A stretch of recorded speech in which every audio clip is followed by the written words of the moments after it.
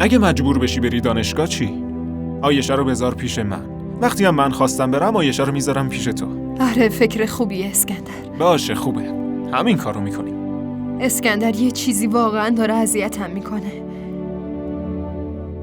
به خاطر حرفیه که فریده زده.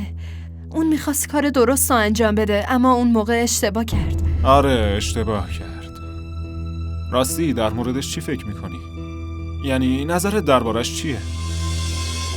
منظورت چیه؟ منظورم اینه که تا حالا به ازدواج فکر کردی؟ چی داری میگی اسکندر؟ من الان اصلا توی موقعیتی نیستم که به چیزی مثل ازدواج فکر کنم. فعلا فقط میخوام به 2 چیز اهمیت بدم: تحصیلم و آیشه. باشه تو نگران نباش. دیگه نمیام خونت تا نتونن اذیتت کنن. اسکندر بعدم باهات حرف میزنم. الان خیلی کار دارم. خداحافظ. خداحافظ.